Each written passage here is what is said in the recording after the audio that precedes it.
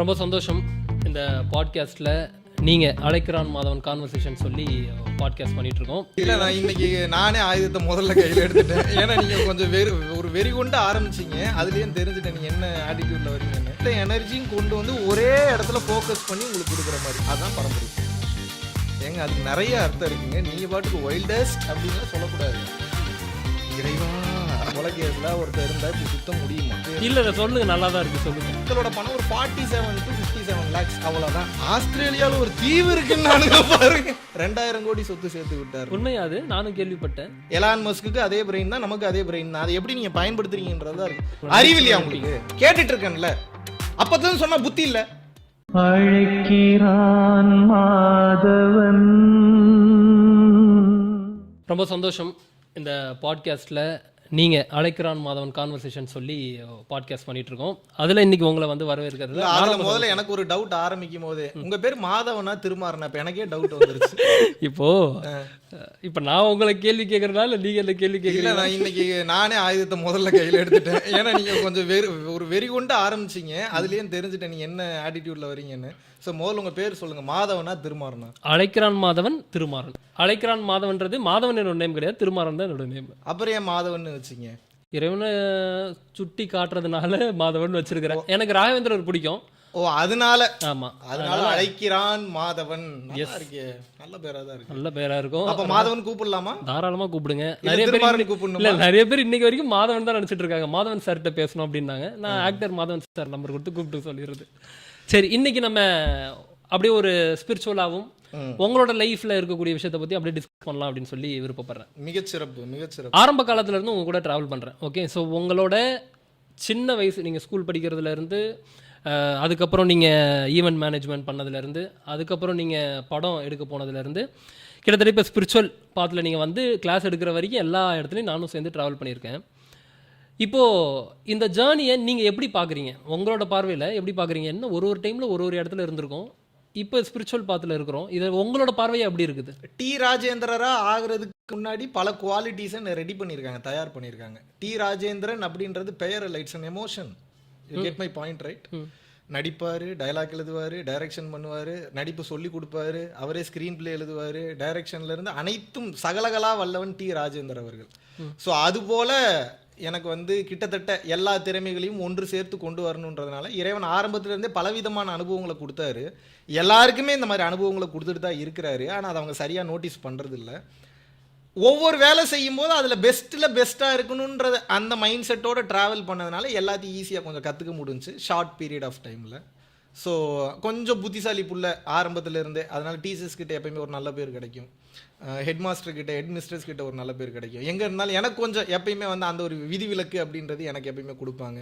மற்றவங்களுக்குலாம் ஒரு 2 நாள் லீவ் கேட்டாங்கன்னா 1 நாள் லீவ் கொடுக்குறக்கே யோசிப்பாங்கன்னா 1 வாரம் லீவ் கேட்டாலும் கொடுத்துருவாங்க. ஏன்னா இவன் அதை சரியாக பயன்படுத்துவான்னு ஆரம்பத்துலேருந்தே அப்படி பழகி வந்ததுனால. So this is my point of view. இப்படி தான் நான் பயணம் பண்ணிட்டு வந்திருக்கேன். ஸோ ஒரு குறிப்பிட்ட காலகட்டத்துக்கு அப்புறம் அது மொத்த திறமையும் எனக்கு வந்து யூடியூப் சேனலில், அதாவது இது எப்படின்னா பல இடங்கள்லேருந்து பொறுக்கி இந்த மொத்த எனர்ஜியும் கொண்டு வந்து ஒரே இடத்துல ஃபோக்கஸ் பண்ணி உங்களுக்கு கொடுக்குற மாதிரி, அதுதான் பரம்பொருள் ஃபவுண்டேஷன். ஓகே, ஆரம்ப கட்டத்தில் மகாவிஷ்ணு அப்படின்னு சொல்லி உங்களை நீங்கள் பார்த்தது, இப்படிப்பட்ட ஒரு பொசிஷனில் இருக்கணும் அப்படின்னு சொல்லி உங்களுக்கு ஏதாவது ஆசை இருந்ததா?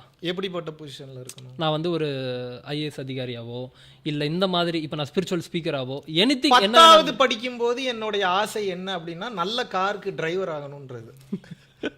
ஏன்னா அந்த பக்குவத்தில் எனக்கு கார் டிரைவர் தான் இருக்கிறதே உலகத்திலே பெரிய வேலைன்னு தோணுச்சு. 10வதுலேயே பாருங்க, கார் டிரைவர் தான் பெருசுன்னு நினச்சிட்டு இருக்கேன். அப்போ நான் எவ்வளோ பெரிய இன்னசென்ட்டு நீங்கள் பார்த்துக்குங்க. 11வது நான் படிக்க போகலை, அதான் எடுக்கலான்னு வந்தேன். 11வது படிக்க போகணும்னு ஆசை, ஆனால் போகலை. அதுக்கப்புறம் நல்ல கம்பெனியில், அப்புறம் வெளியில் நல்ல மேனேஜராக இருக்கிறது தான் சிறந்ததுன்னு நினச்சேன். அப்புறம் அப்படியே ஒவ்வொன்றா வர அப்புறம் சினிமா தான் சிறந்தது, அப்புறம் நடிக்கிறதா சிறந்தது. அதுக்கப்புறம் உயர்ந்த கட்டம்னு பார்த்தா இருக்கிறதுலே ஒன்றும் இல்லாமல் இருக்கிறதா சிறந்ததுன்னு சொல்லி வாழ்க்கை அதை நோக்கி போக ஆரம்பிச்சிருச்சு. ஆக மொத்தம் இது எப்படி வந்து பார்க்கலாம் அப்படின்னு வந்து பார்த்தோம்னா, எது சிறந்ததுன்னு பார்த்து அதை அச்சீவ் பண்ணிக்கிட்டே வரேன். 14 வயதுலேருந்து ஒவ்வொன்றையும் அப்படியே அச்சீவ் பண்ணிக்கிட்டே வரேன். அப்போ ஒரு குறிப்பிட்ட காலகட்டத்துக்கு அப்புறம் இது எப்படின்னா, டேய் எங்கடா போகிற? நான் சாமி கும்பிட போகிறேங்க அப்படின்னு ஒருத்தன் சொல்கிறானா. இன்னொருத்தன் வந்து, டேய் நீ எங்கடா போகிற? நான் சாமியாக போகிறேங்க. போனவன் கொஞ்சம் நேரத்தில் கீழே வந்துட்டானா. என்னடா சாமியாக போகிறேன்ட்டு, இல்லைங்க சாமி ஆகிட்டங்க வந்துட்டேங்க. இதுதான் என் வாழ்க்கையில் நடந்ததுன்னு நான் பார்க்குறேன். எதுலனாலும் வேகம், எதாக இருந்தாலும் சோர்ஸை பார்த்துடணும். அதோட சோர்ஸ் என்ன, சோர்ஸ்னால் என்ன, அந்த மாயையை பார்க்காம அதனுடைய ஆணி வேர் என்னன்றதை பார்த்து தெரிஞ்சுக்கிறது. அது ஆரம்பத்திலிருந்தே இருந்து வந்ததுனால எல்லாத்துலேயுமே சீக்கிரமாக அது என்னன்றதை புரிஞ்சுக்க முடிஞ்சுன்னு நினைக்கிறேன். ஓகே, இப்போது சாமியை பார்த்துட்டேன்னு ஒருத்தர் இறங்கி வந்தாருன்னீங்க, அதை நீங்கள் எப்படி மென்ஷன் பண்ணுறீங்க? போன உடனே வந்துட்டாரு அப்படின்னா எதை உணர்ந்துட்டாரா? உணர்ந்துதான் உணர்ந்துதான் பயணத்தை தான் சொல்றேன், வேற எப்படி சொல்றது. நீ எதுக்கு போற, நான் சாமி கும்பிட போறேன். நீ எதுக்கு போற, நான் சாமியாக போறேன். ரெண்டுத்துக்குமே இங்க உனக்கு ரைட்ஸ் கொடுக்குது. இந்திய அரசியலமைப்பு சட்டம் நீ கடவுளாகிறதுக்கு உனக்கு வாய்ப்பு கொடுக்குது. நீ கடவுள், நான் தான் கடவுள்னு சொன்னாலும் இங்க ஒன்றும் தப்பு கிடையாது. ஒருபோதும் நான் என்னை கடவுள் என்று சொல்லிக் கொள்ளவில்லை. கடவுள் யார் என்பதை இந்த உடலும் இந்த மனமும் இந்த ஆன்மாவும் உணர்ந்து விட்டது என்று கூறுகிறேன். ஸோ உங்களோட பார்வையில் இறைவன் அப்படின்றத யாரை சொல்லலாம், யாரை நீங்க சொல்றீங்க? இறை இல்லாத ஒரு பொருளை காட்டுங்க. நான் இந்த உலகத்துல, இந்த பிரபஞ்சத்துல இறைவன் இல்லாத ஒரு பொருள் இருக்கா? ஒரு ஒரு ஒரு ஒரு கல்லுல இறைவன் இல்லாம பார்க்க முடியுமா? ஒரு மண்ணுல இறைவன் இல்லாம பார்க்க முடியுமா? பஞ்சபூதங்கள்ல இறைவன் இல்லாம பார்க்க முடியுமா? இறைவன்னா என்ன? இயங்குவதற்கும் இயக்குவதற்கும் அடிப்படையான ஒன்று. இது ரெண்டுமே இறைவன் தான். இயங்குறது அதுதான், இயக்குறது அதுதான். இது இல்லாத இந்த உலகத்துல எங்க பார்க்க முடியும்? எங்க இருக்குது? இறை இல்லாத ஒரு பொருளை 14 லோகங்களையும் உங்களால காட்டிட முடியுமா? இந்த உலகத்துல இறை என்று ஒன்று இல்லைன்னா அதை பற்றி பேசவும் முடியாது, அதை பற்றி நினைக்கவும் இல்ல. முடியாது. அதாவது இறை அப்படின்ற ஒரு பொருளை நான் எப்படி பார்க்கலாம்? ஒரு சாதாரண ஒரு மனிதனா எப்படி பார்க்கலாம்? இப்ப இறை இல்லாத காணும் பொருள் எல்லாம் காண்பவன் அறிவிலே அறிவாளி. காணும் பொருள் எல்லாம் காண்பவன் அறிவிலே அறிவாளி. காணும் பொருள் எல்லாம் கடவுள் மயமே பக்தன். காணும் பொருள் எல்லாம் அணுக்களின் சேர்க்கையே ஆராய்ச்சியாளன். காண காண காண காண முற்பட்டவன் கடவுளே ஆனானே ஞானி, மெய் ஞானி. இப்போ நீ எப்படி பார்க்குறன்ற பெர்ஸ்பெக்டிவை பொறுத்து அது அங்கேயே நிற்கணுமா, அது கண்டினியூ ஆகணுமான்றது இருக்குது. அதுக்கு மேலே நீ கண்டினியூ பண்ணணும்னு விருப்பப்பட்டாலும் நம் மதம் அதுக்கு ஒன்றும் உங்களுக்கு தடை போடலை, நம் மார்க்கம் ஒன்றும் அதற்கு தடை போடலை. நான் இப்படியே இருந்துக்கிறேன். நான் என் மனைவியாக பார்த்தா காமம், என் மனைவியை நான் குழந்தையாக பார்த்தா ரெஸ்பான்சிபிலிட்டி, என் மனைவியை நான் குழந்தைன்ற தாண்டி ஒரு குழந்தை என்னிடம் கற்றுக்கொள்ள வந்திருக்கிறது என்று பார்த்தால் நான் ஆசிரியன். என் மனைவி என்னிடம் காமத்தை கடந்து காதலை கடந்து கடவுள் தன்மையை என்னிடம் பார்க்கிறாள் என்றால் நான் குரு. என் மனைவி என்னிடம் கடவுள் தன்மையை கற்றுக்கொண்டு கடவுளாகவே அவள் முயற்சி செய்ய விரும்புகிறாள் என்றால் அவள் எனக்கு கடவுள். நீங்க எப்படி பார்க்குறீங்க உங்க மனைவியை? நான் கடவுளாக தான் பார்க்குறேன். ஓகே, சரி. அப்போது இந்த ட்ராவலில் நீங்கள் ஸ்பிரிச்சுவலாக ட்ராவல் பண்ணி ஏகப்பட்ட விஷயங்கள், ஏன்னா ஸ்பிரிச்சுவல் ட்ராவலுக்கு அப்புறம் சில விஷயங்கள் உங்களால் இதை பண்ண முடியாமே போயிடுச்சு வாழ்க்கையில் அப்படின்னு நினச்சது ஏதாவது? அப்படி இருக்கு. ஒரு முழு லென்த் ஃபீச்சர் ஃபில்ம் ஒன்று எடுக்கணும்னு நினச்சேன். அதனால தான் நான் செய்த குறும்பு அப்படின்னு சொல்லிட்டு அந்த கதை. பையன் ஆக்சுவலாக பார்த்தீங்கன்னா ப்ரெக்னென்ட் ஆயிடுவார் கதைப்படி. எப்படி ப்ரெக்னென்ட் ஆனாருன்றது தான் கதை. இது கேட்குறதுக்கு கொஞ்சம் டிஃப்ரெண்ட்டாக இருக்கும். பட் அதாவது சயின்டிஃபிக்காக நம்ம ஏற்றுக்கொள்ளக்கூடிய வகையில் ரொம்ப பக்காவான ஒரு ஃபுல் லென்த் ஒரு ரொமான்டிக் காமெடியான ஒரு ஃபில்ம். அது த்ரில்லிங்கும் இருக்கும். ஸோ அந்த மாதிரியான ஒரு இது அது எடுக்க முடியாமல் போயிடுச்சு. அது வருத்தம் கிடையாது. அது எடுக்க முடியாமல் போனதுனால மேபி இறைவன் வேறு பக்கம் டைரக்ஷன் பண்ணுறதுக்கு அனுப்பிட்டாரு. ஒருவேளை அதை எடுக்கிற மாதிரியான சூழ்நிலை இருந்திருந்ததுன்னா அதை மட்டும் தான் டைரக்ஷன் பண்ணிட்டு இருந்திருப்போம்னு நினைக்கிறேன். ஒருவேளை ஒரு வாய்ப்பு ஆஃப்டர் இந்த ஸ்பிரிச்சுவாலிட்டி அதுக்குள்ளே வந்ததுக்கப்புறம் கிளாஸில் எடுக்க ஸ்டார்ட் பண்ணதுக்கப்புறம் நடிக்கிறதுக்கு ஒரு வாய்ப்பு அமைஞ்சிருந்தா போயிருப்பீங்களா? ஆல்ரெடி நிறைய பேர் அப்ரோச் பண்ணியிருந்தாங்க. ஒரு படத்தில் கூட கேட்டிருந்தாங்க. அந்த டைரக்டர் பேர் சொல்லும்போது ஓரளவுக்கு எஸ்டாப்ளிஷ்டு டைரக்டர் தான், ஓரளவுக்கு எஸ்டாப்ளிஷ்டு தயாரிப்பாளர் தான், அப்ரோச் பண்ணியிருந்தாங்க. ஸோ அந்த ப்ரப்போசல்லாம் வந்திருந்தது, பார்த்தேன். எனக்கு அதில் இன்ட்ரெஸ்ட் இல்லை ஒரு காலகட்டத்துக்கு அப்புறம். ஏன்னா நம்ம வாழ்க்கையிலேயே வேறு லெவலில் நடிச்சிட்ருக்கோம். நீ தனியாக வேறு சினிமா வேறு போய் நடிக்கணுமா அப்படின்றதான். முதல்ல ஒரு நோக்கம் இருக்கணும். நம்ம ஏதாவது ஒன்று போய் பண்ணுறோம் அப்படின்னா அதை ஏன் நான் பண்ணுறேன்ற கேள்வி இருக்குது. இப்போ நான் போய் நடிக்கணும் அப்படின்னா என்ன நான் எஸ்டாப்ளிஷ் பண்ணிக்கிறேன். நான் ஐம் ஆல்ரெடி எஸ்டாப்ளிஷ்டு. நான் இதை வச்சுக்கிட்டே என்ன பண்ணுறதுன்னு தெரில. நான் புதுசாக வேறு நான் என்ன எஸ்டாப்ளிஷ் பண்ணிட்டு நான் என்ன இப்போ நாலு பின் ஏதாவது அரசியல் கட்சி எனக்கு தொடங்கணும்னு ஒரு ஆசை இருக்குது. இல்லை அரசியல் கட்சி தொடங்கலனாலும் வேறு ஏதாவது ஒரு அரசியல் கட்சியில் போய் சேரணும்னு ஒரு ஆசை இருக்குது அப்படின்னா என்ன நான் எஸ்டாப்ளிஷ் பண்ணிப்பேன். I am already established. நான் சூப்பர் ஸ்டார் ரஜினிகாந்த் ஐயா அவர்களுக்கு நான் ஃபேமஸ் இல்லைனால எனக்கென்று ஒரு தனி வகையான ஒரு கூட்டம் இருக்கிறது. நான் சொல்வதை கேட்பதற்கு ஒரு தனி கூட்டம் இருக்கிறது. நான் செத்து போனால் செத்து போகிறதுக்கும் ஒரு கூட்டம் இருக்குது. இல்லைன்னா சொல்லலை. புரியுதா உங்களுக்கு? அந்த அளவுக்கு வேண்டும் என்கிற மனிதர்களை சம்பாதித்து வைத்திருக்கிறேன். அதில் ஒரு சில நபர்களை பற்றி உங்களுக்கே நல்லா தெரியும். இப்போ கேள்வி என்னன்னா, இதை நான் சம்பாதிச்சது தான் பெரிய பஞ்சாயத்தாகவே நினைக்கிறேன். புரியுதா உங்களுக்கு? தேவையில்லாமல் இதெல்லாம் பண்ணிட்டோமோன்னு தோணுது. அப்போ என்னன்னா, இதை எப்படி எடுத்துக்கலான்னா, ஒரு 4-5 வருட வாழ்க்கை இந்த ஆன்மீக பயணம் என்பது இந்த 4-5 வருட இந்த ஆன்மீக பயணத்தில் நான் எதெல்லாம் பண்ணியிருந்தாலும் அதெல்லாம் மறந்துட்டு ஒரு குறிப்பிட்ட லேயருக்கு மேலே, ஒரு குறிப்பிட்ட லெவலுக்கு மேலே மக்கள் ஒரு தெளிவை உணரணுன்றதுக்காக என் வாழ்க்கையில் ஒரு பயணம் பண்ணியிருக்கேன் அந்த 5 வருஷத்தில். அந்த 5 வருஷத்தை நீங்கள் நாட்களாக கணக்கு போட்டு ஹவர்ஸாக கணக்கு போட்டிங்கன்னா அந்த ஹவர்ஸில் மேக்ஸிமம் டைம் வந்து மக்களோட நலனுக்காக சிந்திச்சிருக்கேன். அதற்கான விதைகளை வந்து நிறையா வந்து தூவி இருக்கேன். ஸோ அந்த விதைகள் வளர்ந்து வந்தால் போதும்னு நினைக்கிறேன். தேவையில்லாமல் நம்ம வந்து மக்களை நம் பக்கம் திருப்புவதே தேவையில்லாத வேலை தான். ஏன்னா இது என்ன நடக்குதுன்னு சொல்கிறேன், உங்களுக்கே புரியல, நல்லா புரிஞ்சுக்குங்க. மாஸ் கான்ஷியஸ்னஸ்ன்னு சொல்லுவாங்க. மாஸ் கான்ஷியஸ்னஸ்னால் என்னென்னா, இப்போ நான் உண்டு ஏழை உண்டுன்னா மகாவிஷ்ணு யாருக்கும் தெரியாது. இப்போ மகாவிஷ்ணு ஒரு 1,00,000 பேருக்கு தெரியறதுனால இப்போ மகாவிஷ்ணு வேற வழியே இல்லாமல் கான்செப்ட் ரீதியாக வாழ்க்கை ரீதியாக பாசிட்டிவாக நான் இருந்தே ஆகணும். அப்படி நான் இல்லை அப்படின்னா இப்போ ஒரு 10,00,000 பேர் என்ன இப்போ ஃபாலோ பண்ணுறாங்க ஒரு எக்ஸாம்பிளுக்குன்னா, இந்த 10,00,000 பேர் மகாவிஷ்ணு இப்படியா அப்படியான்னு எப்படி நினைக்கிறாங்களோ, ஏதாவது தப்பாக நினச்சிட்டாங்க ஒரு 10,00,000 பேர்னு வச்சுக்கோங்களேன், அந்த 10,00,000 பேர் தப்பாக நினைக்கிறது என்னை அஃபெக்ட் பண்ணும். ஏன்?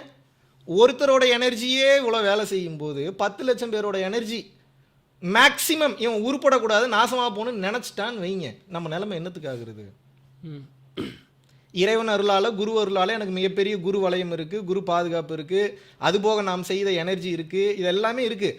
பட் இப்போ நான் இதை நம்ம வாழ்ந்து வந்த வாழ்க்கை முறை மாதிரியே நம்மளை இப்போ ஃபாலோ பண்ணுறவங்க பின்பற்றுறவங்க இருப்பாங்களா அப்படின்றது வந்து சொல்ல முடியாது. அப்போ என்னென்னா, நம்மளை பார்த்து நம்ம இப்படி யூடியூப் பேசுகிறத பார்த்து இப்போ நானே ஒரு குறிப்பிட்ட காலகட்டத்துக்கு அப்புறம் என்ன நான் ஃபீல் பண்ணுறேன்னா, நிறைய தவறான நபர்களுக்கு உபதேசம் செய்து விட்டோமோ, அதை வந்து அவங்க வந்து மிஸ்யூஸ் பண்ணுறாங்க.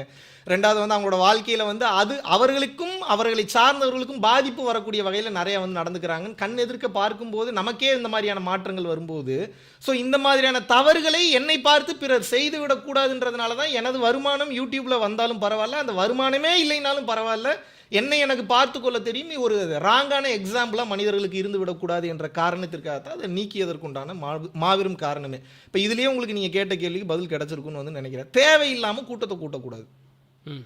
தேவையில்லாமல் கூட்டத்தை கூட்டுறீங்கன்னா அதுக்கு நீங்கள் அரசியல் ரீதியாகவும் ஆன்மீக ரீதியாகவும் உடல் ரீதியாகவும் மன ரீதியாகவும் உயிர் ரீதியாகவும் அரசாங்க ரீதியாகவும் நீங்கள் பதில் சொல்லித்தான் ஆகணும். ஏன்னா நாட்டினுடைய அமைதி இங்கே எல்லாருக்கும் ரொம்ப முக்கியமாக கருதப்படுது. நம்மளாக ஒரு அஜெண்டாவில் செயல்பட்டு இருப்போம், நம்ம நாட்டுக்கு நல்லது தான் பண்ணிட்டு இருக்கோன்ற மைண்ட் செட்டில் நம்ம உண்மையாகவே நாட்டுக்கு நல்லது தான் பண்ணிட்டு இருக்கோமான்றது நம்ம ஆராய்ந்தால் தான் தெரியும். அப்படி நான் ஆராய்ச்சி பண்ணும்போது என்ன நான் புரிஞ்சுக்கிட்டேன்னா, என்னை தான் நான் அதிகமாக சரி செய்து கொள்ள வேண்டும் என்ற அந்த முடிவுக்கு வந்துட்டேன். நான் நினைக்கிறேன் நீங்கள் செய்கிற வேலையை ஒருபோதும் நான் தவறு என்று சொல்லவில்லை. நீங்கள் ஜாலியாக பண்ணிட்டு இருக்கீங்க, நீ ஜாலியாக பண்ணுங்க. மற்றவங்களே எப்படி பார்க்குறீங்க? எந்த மற்றவங்கள? ஸ்பிரிச்சுவலாக நிறைய பேர் டீச் பண்ணிட்டு இருக்காங்க. மகாவிஷ்ணுவை பற்றி மட்டும்தான் இப்போ நான் பேசிகிட்டு இருக்கேன். அவங்க எப்படி பண்ணிட்டு இருந்தா நமக்கு என்ன? அவங்க ஜாலியா இருந்தாலும் உண்மை அவங்க சொல்லியும் ஒரு வழியா போகுது இல்லையா? அதை நீங்க எப்படி பாக்குறீங்க? அவங்க நல்லதா சொல்லி கொடுக்கலாம், அவர்களை சார்ந்தவர்கள் அதை விரும்பலாம், அதற்குண்டான சாதக பாதக விளைவுகளை அவங்க பார்த்துக்க போறாங்க. நமக்கு அதனால ஏதாவது ஒரு பலன் இருக்க போதா? ஒரு பலனும் இல்லை. அவங்களை விமர்சனம் பண்றதுனால ஒரு 2-3 கர்மாவை சேர்த்து வாங்கிக்கிறீங்க, தேவையாது உங்களுக்கு. அதனால தேவையில்லாமல் ஒருத்தவங்க பத்தி பேசாம இருக்கிறதே ரொம்ப ரொம்ப ரொம்ப ரொம்ப சிறப்பு. மௌனத்தை விட மிகச்சிறந்த உபதேசம் இந்த உலகத்துல எதுவும் கிடையாது. சீக்கிரம் வேலை நடக்கும். ஓகே, சரி. சினிமா அதுக்குள்ளே நம்ம ட்ராவல் பண்ணிட்டு இருந்தோம். சப்போஸ் ஸ்பிரிச்சுவலாக இன்னும் நீங்கள் ஏதாவது மக்களுக்கு சொல்லணும்னு நினைக்கிறீங்களா? நீங்கள் சொல்லிட்டு தான் இருக்கேன், வாய்ப்பு கிடைக்கும். அப்போ சொல்லிட்டு இருக்கீங்க. நீங்கள் இன்னும் சொல்லணும்னு நினைக்கிற ஒரு விஷயத்த, மேபி அது தர்மமாக இருக்கலாம், அதை ஸ்ட்ராங்காக சொல்கிற மாதிரியான ஒரு ஏதாவது ஒரு ஃபிலிம் எடுக்கிறாங்க அப்படின்னா, டைரக்ட் பண்ணுறாங்கன்னா, உங்களுக்கு அறிவில்லையா? உங்களுக்கு கேட்டுட்டு இருக்கேன்ல, அப்போதான் சொன்னால் புத்தி இல்லை. இப்படிலாம் நடிக்கிறது தான் சினிமா. புரியுதா நான் என்ன சொல்ல வரேன்றது? இப்படி அங்கே போய் நடிக்கிறதுக்கு இப்போ உங்கள் முன்னாடி நடிச்சுட்டு போகிறேன். மிகச்சிறந்த கணவனாவோ மிகச்சிறந்த மனைவியாவோ மிகச்சிறந்த குழந்தைகளாவோ அவங்க அங்கங்கே நடிச்சுட்டு இருக்க மாதிரி சராசரி வாழ்க்கையில் நடிச்சுட்டு போகிறான், அவ்வளோதானே. இதுக்கு போய் ஒரு இப்போவே மைக் இருக்குது, கேமரா இருக்குது, இத்தனை இருக்குது, இதுவே ஒரு நடிப்பு தானே. அப்படி நினச்சிட்டு வாழணுங்க. சினிமாவில் ஸ்பிரிச்சுவலான ஒரு மூவின்னும் போது நமக்கு இன்னும் ஒரு விஷயத்தை கொண்டு போய் சேர்க்க முடியுதில்ல. அது அவசியம் இல்லை என்று நான் கருதுகிறேன். புரியுதா உங்களுக்கு? அப்படின்னா நீங்கள் டீச்சிங்கே பண்ணக்கூடாது இல்லை? அப்படிலாம் ஒண்ணுமே இல்லையே. பிடிச்சவங்களுக்கு எனக்கு பிடிச்சவங்ககிட்ட சொல்லி கொடுக்கறதுல என்ன தவறு இருக்கு? அதுதான் என்னை மக்களுக்கு போய் ஒரு 100 பேர் வராங்கன்னு வச்சுப்போம். 100 பேர்ல எத்தனை பேருக்கு என்ன சொல்லி கொடுக்கணும்ன்றா அது நான் எடுக்கக்கூடிய முடிவு. அதுல எப்படி நீங்க தலையிட முடியும்? இல்ல, அது கரெக்ட். இப்ப மக்களுக்கு சொல்லி கொடுக்கணும்னு நினைக்கிறீங்களா? இல்ல என்னோட மீடியமை நான் சூஸ் பண்ணணும்னு நினைக்கிறேன். என்னோட மீடியமை நான் சூஸ் பண்ணணும்னு நினைக்கிறேன். திருமாறன் சொல்லிட்டாருன்றக்க 90mm ஸ்க்ரீனில் நான் சினிமா துறையில் நடிச்சுதான் சொல்லணுன்ற அவசியம் இல்லை.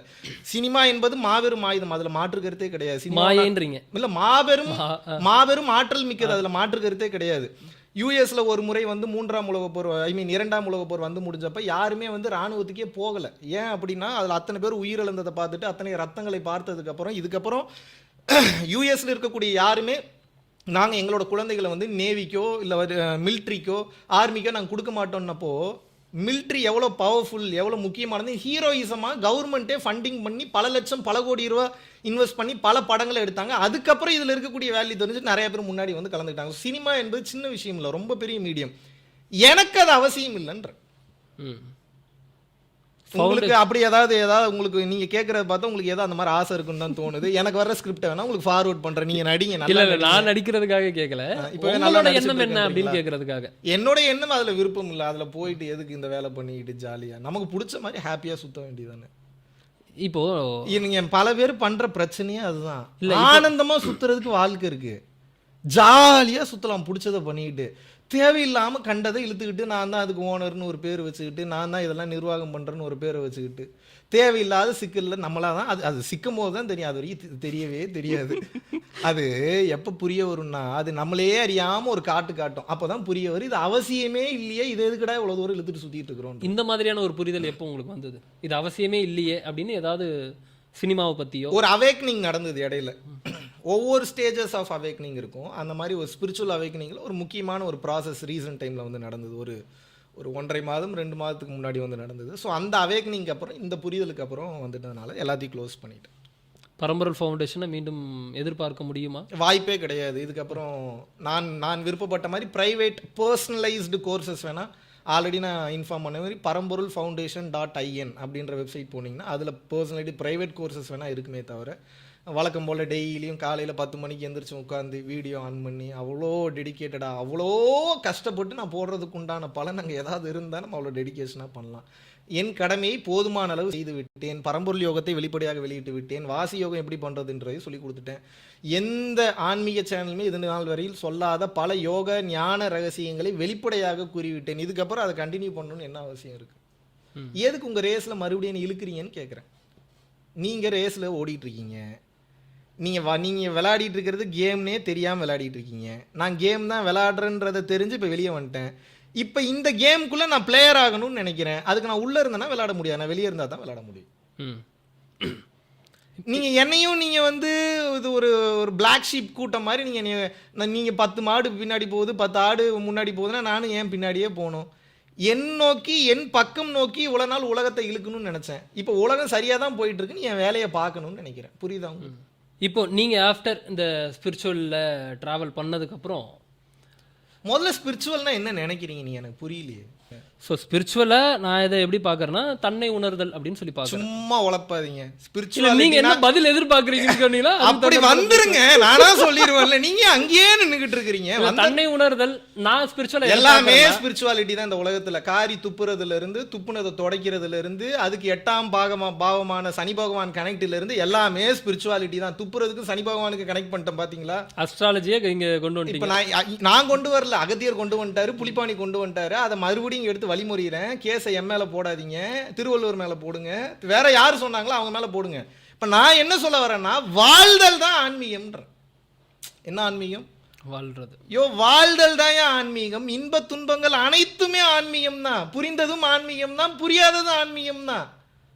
1 கிலோமீட்டர்ல சுத்தி நடக்கிறதுனா அடுத்த 1/2 மணி நேரம் உன் காதுல கேட்டுக்கிட்டே இருக்குன்னா உன்னோட மனநிலை நீ நினைச்சு பாரு, என்ன ஆகும்? 1 கிலோமீட்டர் சுத்தி இருக்கிறத மட்டும் உன் காதுல கேட்டுக்கிட்டே இருக்க என்ன ஆகும்? நீ நிம்மதியா தூங்குவியா? அப்ப தெரிந்து கொள்ளாமல் இருப்பது எப்பேற்பட்ட ஆன்மீகம்? சரி, ஒரே ஒருத்தரை பத்தி மட்டும் நம்ம தெரிஞ்சுக்கிறதுக்கு இறைவன் ஒரு பவரை கொடுக்குறாரு, அது மட்டும் காதுக்கு கேட்குது. அது ரொம்ப கேவலமா ஒன்று கேட்டுருது. ஐயோ இப்படி ஒன்று கேட்டுட்டேனேன்னு சொல்லி அதை நினைச்சே சாவுறீங்க நீங்க. அப்ப அது இவ்வளவு நாள் தெரியாமல் இருந்தது எவ்வளவு பெரிய ஆன்மீகம். அப்ப தெரிந்திருப்பதும் ஆன்மீகம் தான், தெரியாமல் இருப்பதும் ஆன்மீகம் தான். அதனால ஆன்மீகத்துல இருந்தேன் இப்ப ஆன்மீகத்துல இல்ல, இந்த வார்த்தையெல்லாம் பயன்படுத்த. ஆன்மீகத்துல தான் இந்த மொத்த வாழ்க்கையுமே கட்டமைக்கப்பட்டிருக்கு. சரி, அதுல ஒவ்வொரு படிநிலைகள் இருக்கு, அதுல ஒவ்வொரு அவேக்னிங் ப்ராக்ரஸ் இருக்கு, அதுல ஒவ்வொரு அவேக்னிங் ஒவ்வொரு இடத்துல நடந்துகிட்டே வரும். புரியுதா? இதை எப்படி நான் வந்து உங்களை மென்ஷன் பண்ணி அப்ப பேசுறது? இப்போ நான் பேசுங்க, ஆன்மீகத்துல இருக்கேன், நீங்க ஆன்மீகத்துல இருக்கேன், ஏன் அது அவ்வளவு டைம் காத்து அடிக்கிறீங்க? சரி, ஓகே, நான் என்ன கேக்குறேன், வாழ்தல் தானே ஆன்மீகம். நீங்க ஸ்பிரிச்சுவலா டிராவல் பண்ணா இது நல்லா இருக்கா? இது நல்லா இருக்கு. டிராவல் பண்ணி உங்களோட ஆன்மீக அனுபவம் இல்ல சரி, கொஞ்ச நாளைக்கு ஆன்மீகம்னா சொல்லுங்க. மக்களுக்கு புரியும். அதாவது ஆஃப்டர் அவர் வந்து அந்த சினிமா ஃபீல்ட்ல இருந்து வந்ததுக்கு அப்புறம் அப்படின்னு புரிஞ்சுக்கிறதுக்காக. அதுக்காக. சரி சொல்லுங்க. இதுக்கு இவ்வளோ பெரிய ஒரு பிரச்சனையை பண்ணிட்டு அதுக்கு சொன்னீங்களா? சரி கண்டினியூ பண்ணுங்க. சரி, இந்த நீங்க படம்லாம் விட்டுட்டு இந்த ஸ்பிரிச்சுவல் பாத்தில் டிராவல் பண்ணதுக்கு அப்புறம் நீங்க கேட்ட உங்க காதுக்கு வந்த ஒரு வைல்டஸ்ட் ரூமர் உங்களை பத்தி அப்படி? ஏங்க அதுக்கு நிறைய அர்த்தம் இருக்குங்க. நீங்க பாட்டுக்கு வைல்டஸ்ட் அப்படின்லாம் சொல்லக்கூடாது. வைல்டஸ்ட்னா நீங்க என்ன பேராமீட்டர்ல கேக்குறீங்கன்றத முதல்ல எனக்கு கிளாரிட்டி கொடுங்க. ஒரு சுவாரஸ்யமான ரூமர் அப்படின்றது. சுவாரஸ்யமான ரூமர் அப்படின்னா எனக்கு தெரிந்து நான் பொதுவாகவே இந்த நெகட்டிவிட்டி அதிகமாக வந்து அவ்வளோ காது கொடுத்து கேட்கறது இல்லை. எனக்கு ஒரு கொலை கேஸ் இருக்குன்னு நான் ஒருத்தனை கொலை பண்ணிட்டேன். இறைவா எங்கே போய் முட்டிக்கிறது? சரி பரவாயில்ல, அது சரி ஓகே, அது கூட பரவாயில்ல. கொலை கேஸில் ஒருத்தர் இருந்தால் இப்படி சுத்த முடியுமா? சரி ஓகே, மேபி இன்ஃப்ளூயன்ஸ் ஏங்க போலீஸே அது வந்து இப்போ பல வருடங்களுக்கு அது எதுக்கு அந்த கதை எதுக்கு? இல்ல சொல்லுங்க, நல்லா தான் இருக்கு, சொல்லுங்க. தெரிஞ்சு கதை வேணுமா?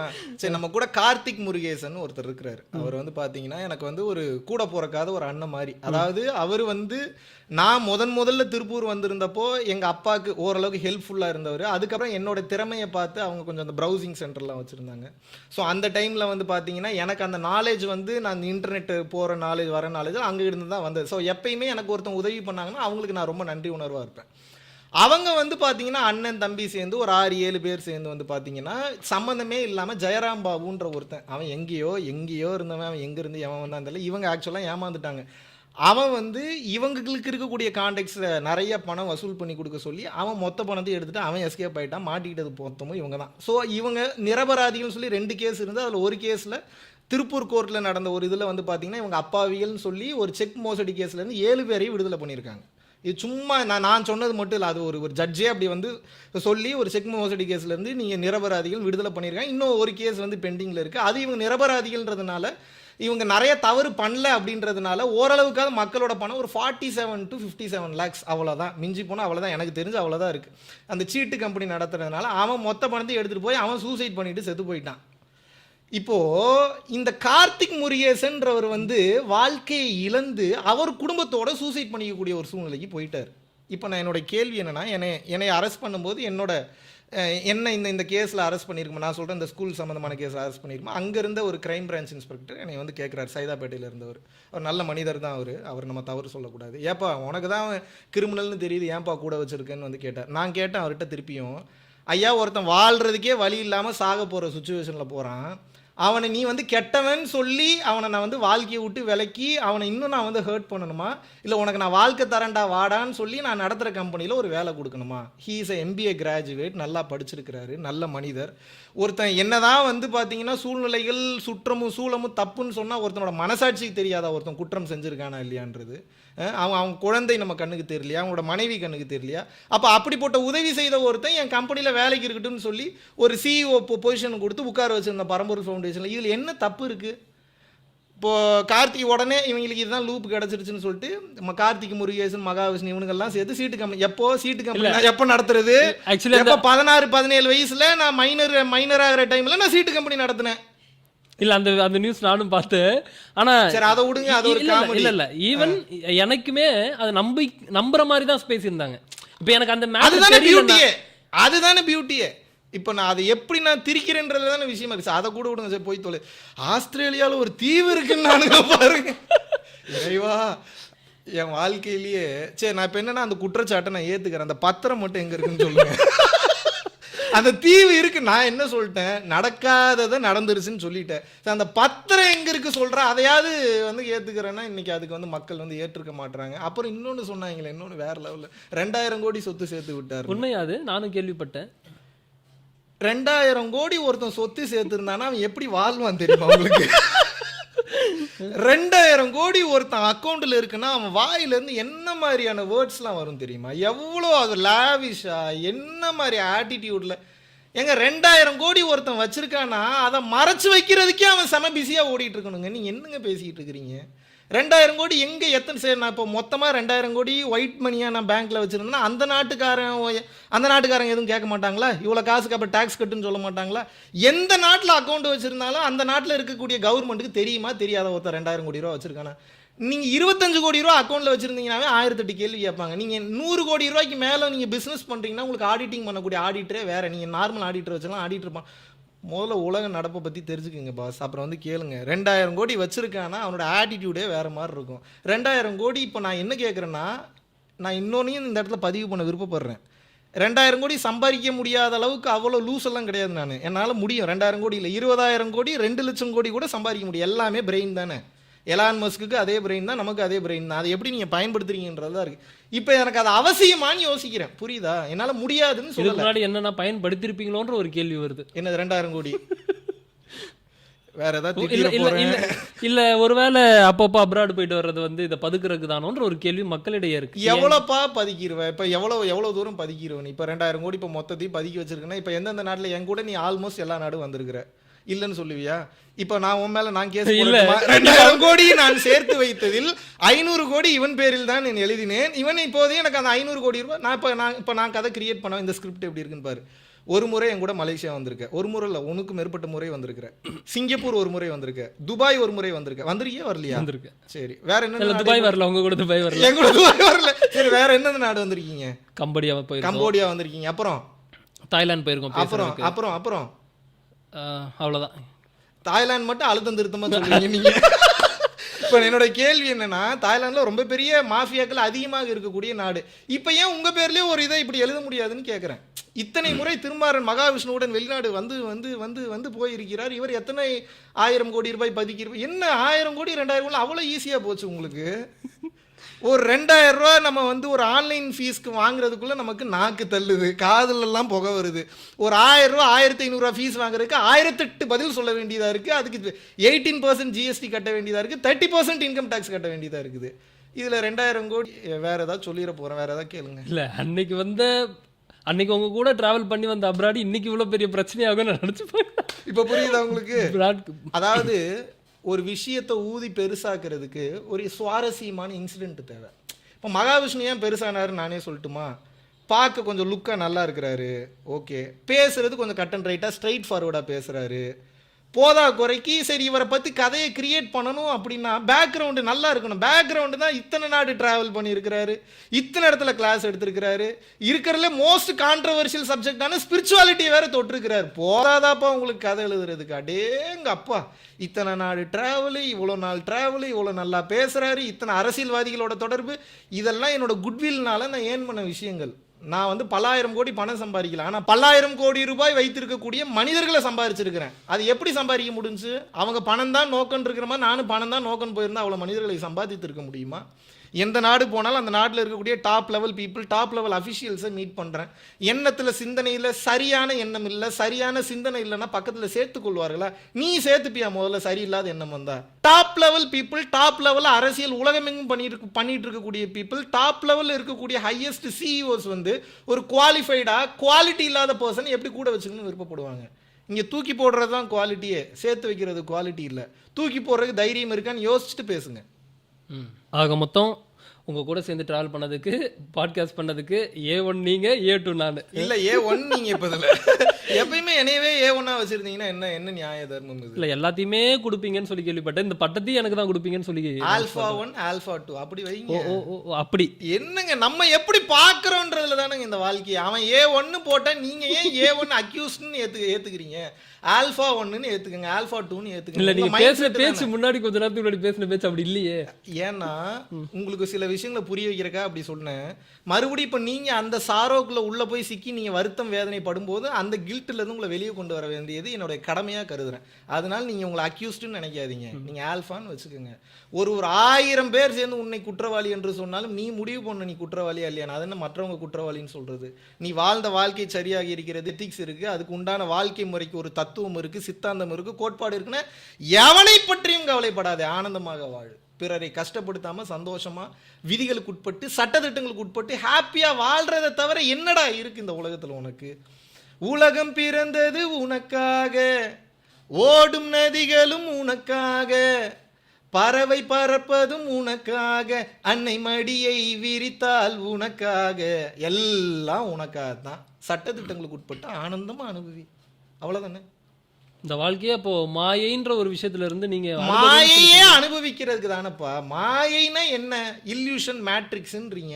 மாயை இல்லைன்னா காட்சி தெரியாது, கணவன் தெரிய மாட்டான், மனைவி தெரிய மாட்டான், சூன்யம் சுழுத்தி அப்படின்ற அந்த நிலைக்கு போயிடுற, ஹைபர்னேஷன் மோடுக்கு போயிடுற. உனக்கு இப்போ ஹைபர்னேஷன் வேணுமா? நாளைக்கே மெடிடேஷன் பண்ணு. ஏன் கல்யாணம் பண்ண? நீ வாழணும் மாயைன்னு தெரிஞ்சு தானே கல்யாணம் பண்ணியிருக்கு. இப்போ சந்தோஷமா வாழு, ஆனந்தமா வாழ, அந்த மாயை என்ஜாய் பண்ணு. எந்த மாயைக்குள்ளே உள்ளே போய் சிக்கிக்காத டீப்பா. அது உனக்கு என்னன்னு தெரிஞ்சு அந்த கேமில் இருக்கணும். என்ன ஏதுனே தெரியாமல் இருந்தனா நீ ப்ளே பண்ணக்கூடிய கேரக்டர் தான் உண்மையை நினச்சி வாழ்ந்து ஏமாந்துடும் உள்ளே போய். புரியுதா உனக்கு? நீ என்ன கேரக்டர் எங்கே ப்ளே பண்ணுறன்றதை தெரிஞ்சு விளையாடணும். இப்போது வீட்டில் இருக்கும்போது கணவன் மனைவியாக ப்ளே பண்ணுற, இந்த வீட்டை விட்டு வெளியே வந்து இப்போ ஸ்டுடியோன்னு வரும்போது இந்த இடத்துல ஒரு உபதேசியாக ப்ளே பண்ணுற, இதை விட்டு உன் மனைவியோட தம்பிக்கிட்ட போகும்போது நல்ல ஒரு மாப்பிள்ளையாக ப்ளே பண்ணுவேன். உங்கள் அம்மா இப்போ வீட்டுக்கு வந்திருக்காங்க, உங்கள் அம்மாட்ட போகும்போது நல்ல ஒரு குழந்தையா நல்ல ஒரு மகனா ப்ளே பண்ற, உங்க அண்ணங்கிட்ட போகும்போது நல்ல ஒரு சகோதரனா ப்ளே பண்ற, உன் ஆசிரியை பார்க்கும்போது நல்ல ஒரு மாணவனா ப்ளே பண்ற, என்கிட்ட மிகச்சிறந்த சீடனா ப்ளே பண்ற. எல்லாமே ப்ளே தானே. சீடன் ரோலை கொண்டு போய் ஒய்ஃபு கிட்டையும், ஒய்ஃப் ரோலை கொண்டு போய் அம்மா கிட்டையும் அப்பா கிட்டையும் மாற்றி மாற்றி ப்ளே பண்ணக்கூடாது. எங்கே என்ன ரோல் கொடுத்துருக்காங்கன்றது தெரிஞ்சு அந்த ரோலை ரொம்ப கச்சிதமாக பண்ணி முடிக்க தெரிஞ்சுன்னா நீ எது கூடயும் அட்டாச் ஆகாமல் இருந்துட்டு வாழ்ந்துட்டு வந்துட்டு இருக்கேன்னு அர்த்தம். நான் திருமாறனாவே எல்லா இடத்துலையும் நீ இருப்பேன்னா மாட்டிப்பேன். ஏன்னா அதற்கு பெயர் என்ன அப்படின்னா சமயோஜித புத்தி, பிரசன்ஸ் ஆஃப் மைண்டுன்னு அர்த்தம். அதுக்கு பேர் என்ன? Presence of mind. Presence of mind. அந்த பிரசன்ஸ் ஆஃப் மைண்ட் எப்போ வேலை செய்யினா இடத்துக்கு சூழ்நிலைக்கு தகுந்தாற் போல ரோலை டக்கு டக்குன்னு உனக்கு வந்து ஸ்வாப் பண்ண தெரியணும். நீ அப்போ தான் வந்து மைண்ட் பிளேயராக செமையாக இருப்ப. இல்லைன்னா உன் மைண்டை வச்சு வேற எவனா கேம் விளையாடிட்டு போயிடுவான். தேவையாது. அப்போ என்னன்னா எவன் இந்த உலகத்தில் ஜெயித்தவனாக கருதப்படுகிறான் என்றால் சூழ்நிலைகளுக்கு அகப்படாமல் சூழ்நிலையை விட்டு வெளியே வந்து நின்று அந்த சூழ்நிலையை ஹேண்டில் பண்ணுற அந்த டெக்னிக் தெரியணும். தேர் மாஸ்டர்ஸ். எந்த சூழ்நிலையை தனக்கு சாதகமாக ஒருத்தன் மாற்றிக்கொள்ள தயார்படுத்திட்டானோ அந்த அந்த டெக்னிக்கை கண்டுபிடிச்சிட்டானோ he is a master, she is a master. நான் வந்து இப்போ என் வீட்டில் நான் வந்து இப்போ நல்ல கணவனாக இருக்கேன்னா அந்த கணவனாகவே உங்கள் வாழ்க்கையை மொத்தத்தையும் போய் நீ அணுகிறீங்க. வீட்டுக்கு போனாலும் அப்படி தான், ரோட்டுக்கு வந்தாலும் அப்படி தான், டீ கடையிலையும் அப்படி தான், கணவனாகவே வாழ்ந்துட்டு இருக்கீங்க. ஏன்டா நீ டீ கடைக்கு வந்துட்டேன்னா டீ கடையில் நீ ஒரு கஸ்டமர், அதை என்ஜாய் பண்ணு. டீ குடிக்கிறத என்ஜாய் பண்ணு. பக்கத்தில் யார் என்ன செய்தி நியூஸ் படிக்கிறாங்க, எந்த நியூஸ் வந்து டிவியில் வந்து ஓடிட்டு இருக்கு, யார் என்ன ஃபோன் யூஸ் பண்ணுறாங்க, வாட்ச் பண்ணு. இதை வாங்குன்னு சொல்ல வாட்ச் பண்ணு, அப்சர்வ் பண்ணு. உன்னை சுற்றிங்க ஒரு பெரிய கேம் ஒன்று போயிட்டு இருக்கு, உனக்கு அது தெரிய மாட்டேங்குது. உன்னை வச்சு தான் செமையாக விளையாடிட்டு இருக்கிறானுங்க. அது உனக்கு தெரியணும்னா அப்சர்வ் பண்ணு, வாட்ச் பண்ணு. நீ அதை விட்டுட்டு நான் வந்து பழைய குருடி கதவு துறடின்னு சொல்லிட்டு நான் பழையபடியே வாழுவேன், நான் பழையபடியே தான் என் வாழ்க்கையை வாழணும், வாழ்ந்துட்டு போ. யாருக்கு என்ன போ. இப்போ நிறைய இடங்களில் ஏகப்பட்ட கோபம் படுறீங்களே, ஸ்பிரிச்சுவலாக அதுக்கு முன்னாடி நிறைய பேருக்கு நம்ம டீச் பண்ணது என்ன அப்படின்னா கோபமே இருக்கக்கூடாது அப்படின்னு தான் நிறைய பேர் நம்மளுக்கும் டீச் பண்ணியிருக்காங்க. அறச்சீட்டம் என்பது மிகவும் அவசியமான ஒன்று. என்னை பொறுத்த வரைக்கும் ஒரு முறை சொல்லுவேன், 2 முறை அமைதியாக சொல்லுவேன், 3வது முறையெல்லாம் அமைதியாலாம் சொல்ல மாட்டேன். கொஞ்சம் கத்தி தான் சொல்லுவேன், கொஞ்சம் கடுப்பில் தான் சொல்லுவேன், கொஞ்சம் கோபத்தில் தான் சொல்லுவேன். கோபப்படுவேன். எனக்கும் திருக்குறள் தெரியும், சினமென்னும் சேர்ந்தாரைக்குள்ளி இனமென்னும் ஏமப்புனையை சுடுங்கிறாரு. அப்போ என்ன, கோவப்பட்டுக்கிட்டே இருந்தால் தான் ஒருத்தன் நாசமாக போவான். தன் அறச்சீற்றம் அவசியமான இடத்துல கோவத்தை வந்து காட்டாமல் இருந்தால் எப்படி வந்து ஒரு பாம்பு சீரக்கூடிய தன்மை இழந்து விடும்போது பாம்பு தூக்கி போட்டு விளையாடி பாம்பை கொன்னே போட்டுருவானுங்களோ, அப்போ அந்த பாம்பு தன்னுடைய பாம்புன்ற லெவலை பாதுகாத்துக்கிறக்கோ அப்பப்போ உசுன்னு காட்ட வேண்டியதாக இருக்குது. புரியுதா உங்களுக்கு? அப்போ அந்த கோபம் என்பது அவசியமான ஒன்று. நான் எப்படிப்பட்டவன் தெரிஞ்சு என்கிட்ட வந்து பழகு. நீ எப்படிப்பட்டவனே தெரியாமல் என்னுடைய கோட்டைக்குள்ளே வந்துக்கிட்டு என்னுடைய ராஜாங்கத்தில் இருந்துக்கிட்டு நீ என்னை வந்து ரூல் பண்ணணும்னு நினச்சா நான் எப்படி விடுவேன்? ஏன்னா நான் கிரியேட் பண்ணியிருக்கேன் ஒரு சில விஷயங்களை. அது மக்களின் நலம் சார்ந்து இருக்குது, தர்மம் சார்ந்து இருக்குது, அது டெஸ்டினி சார்ந்து இருக்குது. நீ உன்னுடைய கோட்பாடில் வந்து நீ இதை டக்குன்னு வந்தோடனே களைச்சி விட்டு போயிடுவேன்னா எப்படி? நான் கிரியேட் பண்ண சட்டத்திட்டங்களுக்கு நான் தான் ராஜா.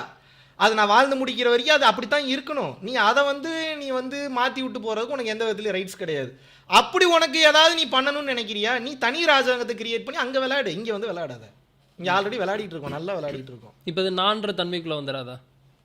டெம்பரவரி நான் இல்லைன்னா உயிரே இருக்காது, செத்து போயிருவியே. இப்போ என்ன பண்ணுவேன்? இப்போ எது பேசிக்கிட்டு இருக்கு, இப்போ எது பதில் சொல்லுது, எது இதை ஆர்டர் பண்ணுச்சு? இல்லை இருக்கிறது ஓகே, ஏன் ராஜாங்கத்துக்குள்ள வந்துடாதுன்னும் போது ஸ்பிரிச்சுவலா போட்டு கன்ஃபியூஸ் பண்ணிக்காதீங்க. நான்ற ஒன்று முழுதுமா போயிடுச்சுன்னா நீங்க பேசவே மாட்டீங்க, முதல்ல உட்காந்துருவீங்க, டெல்டா ஸ்டேட்டுக்கு போயிடுவீங்க.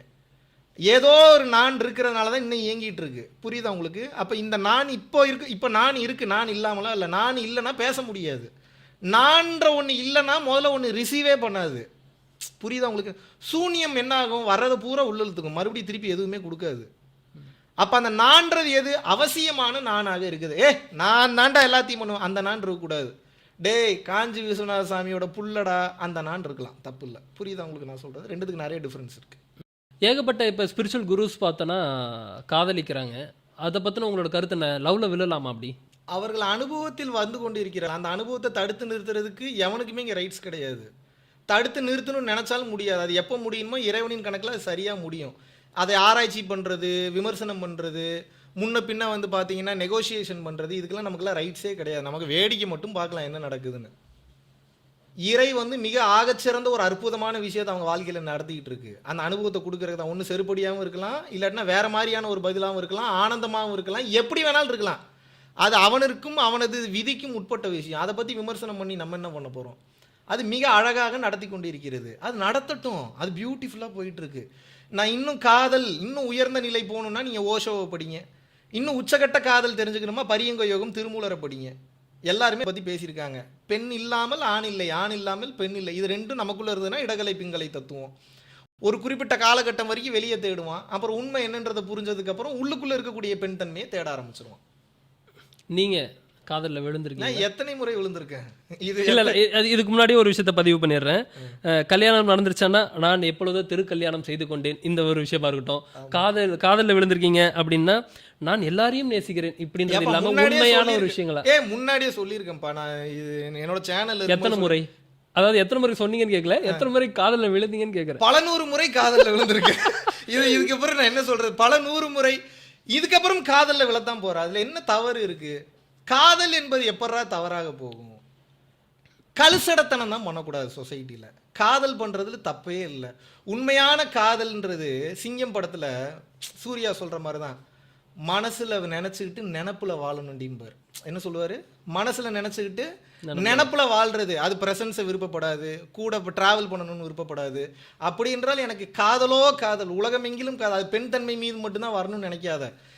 காதல் என்பது எதிர்பார்ப்பு இல்லாத காதல், அன்கண்டிஷனல் காதல். எந்தவித எதிர்பார்ப்பும் இல்லாமல் கொடுத்து கொண்டே இருக்க வேண்டும் என்ற காதல். இந்த காதலுக்கெல்லாம் நீங்க நினைக்கிற ப்ரோக்ராம்லாம் வந்து அளவுகள்லாம் வைக்க முடியும். நான் பெண் தன்மையில இருக்கக்கூடிய காதலை தான் கேட்கறேன். நீங்க இதுக்கு முன்னாடி காதலில் இருந்திருக்கிறேன். அதுக்கப்புறம் காதல் என்ற அந்த தன்மையை கடந்து இன்னும் அந்த காதலினோட அடுத்த கட்ட பரிணாமத்துக்கு வர ஆரம்பிச்சிட்டேன். காதல் என்பது முதல்ல ஒரு உடல் சார்ந்து, மனம் சார்ந்து, ஒரு பெண் சார்ந்து, ஒரு ஆண் சார்ந்து இருந்தது. இப்போ அந்த காதலினுடைய பரிணாமம் வந்து அடுத்த கட்டம் போய் சோ அப்படின்னா என்ன, இருக்கிறதுலே பெஸ்ட்டாக எவால்வ் ஆகி அடுத்த கட்ட பரிணாமத்துக்கு வந்து போயிடுச்சு. இப்போ உயிர்கள் மேலே, எல்லா உயிர்கள் மேலே அப்படி வர ஆரம்பிச்சிருச்சு. அதனால நீங்கள் என்னுடைய காதலை வந்து ஒரு பாலினம் சார்ந்தோ இல்லை வந்து ஒரு குறிப்பிட்ட கட்டுக்குள்ளேயே அடக்கலான்னு வந்து முயற்சி பண்ணாதீங்க. சரி, இப்போ இந்த திருமணம் வந்து ஆல்ரெடி நிர்ணயிக்கப்பட்டதா பார்க்குறீங்களா, இல்லை வந்து இங்கே நம்ம ஏற்படுத்திக்கிற ஒரு விஷயமா பார்க்குறீங்க? நிர்ணயிக்கப்பட்டது. கரெக்டாக சுச்சுவேஷனில் வந்து ட்ரிகர் பண்ணு. தாலியை கையில் வரைக்கும் கொடுத்துருக்கோம். அது வரைக்கும் உங்களுக்கு டைம் இருக்குது யோசிக்கிறதுக்கு. ரிங்கு மாற்றுற வரைக்கும் டைம் இருக்குது. அந்த ஒரு செகண்டில் அவேராக இது வேணான்னு கூட நீங்கள் முடிவு எடுக்கலாம். இங்கே பாருங்கள், செஞ்சுக்கிட்டவங்கள தப்புன்னு சொல்லலை, செய்யக்கூடாதுன்னு சொல்லலை. சூழ்நிலை கொண்டு வந்து ஒவ்வொரு இடத்துலையும் கொண்டு போய் உங்களை நிப்பாட்டும். அது வேணுமா வேணாமான்னு சொல்லி நீங்கள் தான் முடிவு பண்ணணும். அப்போது இப்போ நீங்கள் சொல்லும்போது இதை நான் எப்படி பார்க்கலான்றது எனக்கு சொல்லுங்கள். எல்லாமே இறைவன் நடத்தக்கூடிய நாடகமாக பார்க்கலாமா, இல்லை இங்கே எனக்கு சில நடந்து கொள்றதுக்கு எனக்கு இண்டிபெண்டன்ட் இருக்கா? எல்லாமே இறைவன் நடத்தக்கூடிய நாடகம் தான். அந்த நாடகத்தில் வரக்கூடிய ஃப்ரீவில்ன்ற ஒன்று இருக்குது. அந்த ஃப்ரீவில்ல நீங்கள் முடிவு எடுக்கிறீங்க. அதை பொறுத்து உங்களது எதிர்காலம் என்பது தீர்மானிக்கப்படுகிறது. நல்லா புரிஞ்சுக்கணும். விதி தன்பால் ஈர்த்து கொண்டு தான் போகிறதுக்கு தான் உங்களை முயற்சி பண்ணும். அவேர்னஸோட நீங்கள் தான் சைலன்ஸ் அதிகமாக இருக்கிறதுக்கு, தர்மத்தின் வழியில் இருக்கிறதுக்கு உண்டான முயற்சிகளை, அந்த ஒழுக்கத்தை நீங்கள் தான் ஏற்படுத்திக்கணும். சூழ்நிலையை கிரியேட் பண்ணி சூழ்நிலையை கொண்டு வந்து நிறுத்திடும். அந்த இடத்துல நீங்கள் முடிவு பண்ணணும் என்ன முடிவு பண்ண போறீங்கன்றது. சூழ்நிலை கொண்டு வந்து என்னை இங்கே வந்து உட்கார வச்சிருச்சு. இங்கே நான் என்ன பேச போகிறேன்ற அந்த முடிவை நான் தான் எடுத்து பேசணும். நான் என்ன வேணால் பேசலாம், என்ன வேணால் பேசினா என்னெல்லாம் ஆகுன்னு யோசித்து பேசணும்.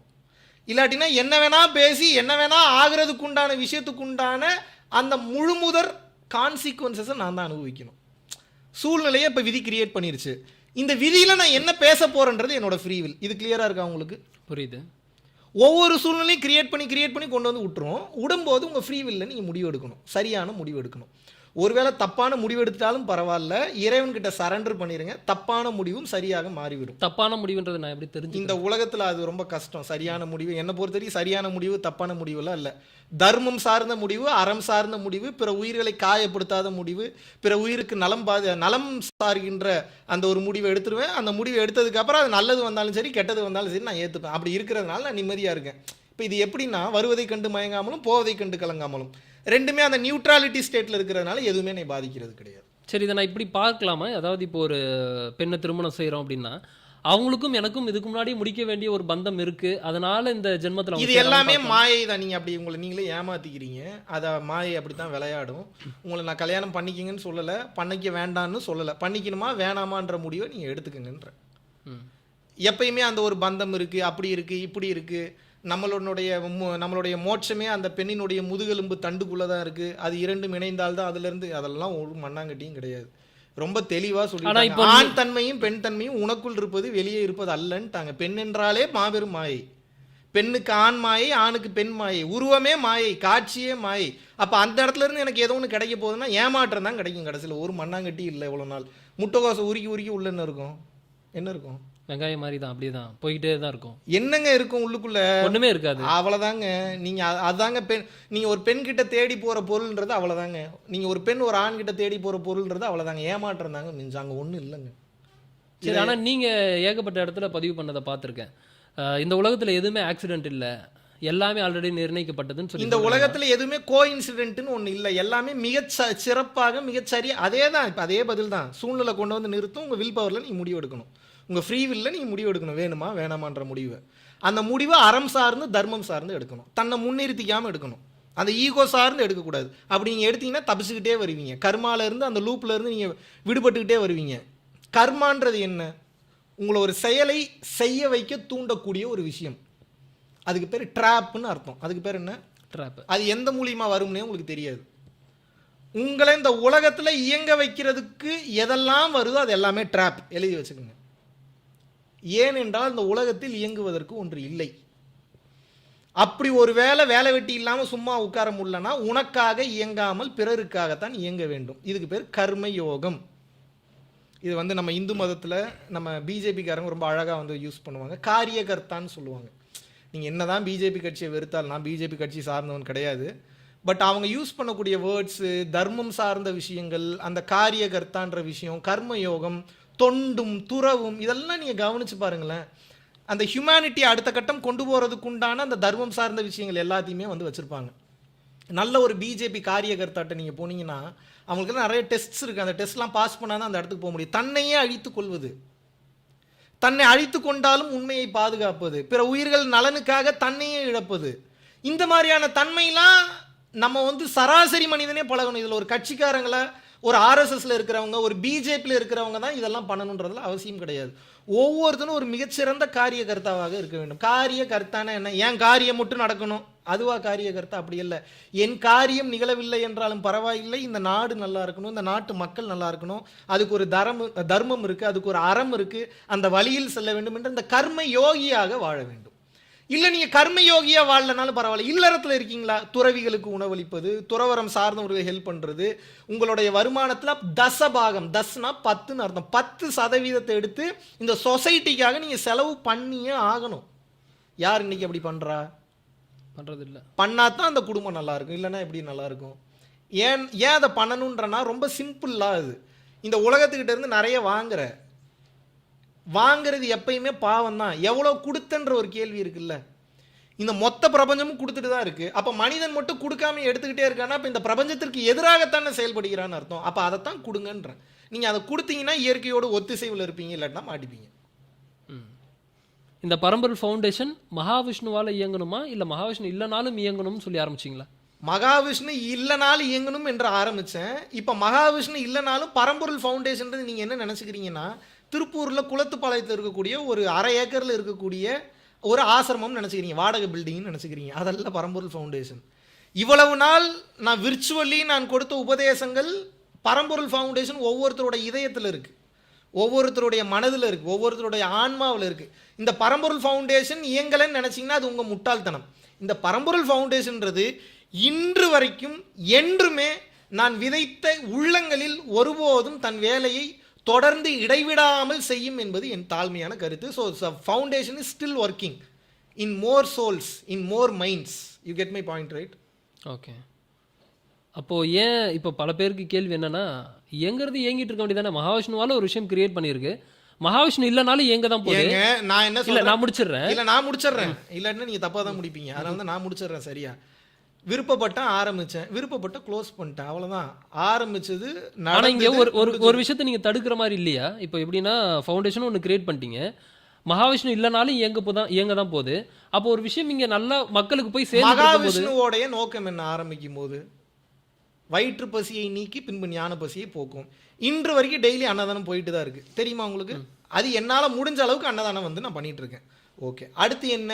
ஞான பசியை போக்கும். இப்போ வரைக்கும் வாய்ப்பு கிடைக்கும் போது மைக்கில் பேசுகிறேன், இப்போ வரைக்கும் வாய்ப்பு கிடைக்கும் போது இன்ஸ்டாகிராமில் பேசுகிறேன், இப்போ வரைக்கும் வாய்ப்பு கிடைக்கும் போது எக்ஸ் தளத்தில் பேசுகிறேன்.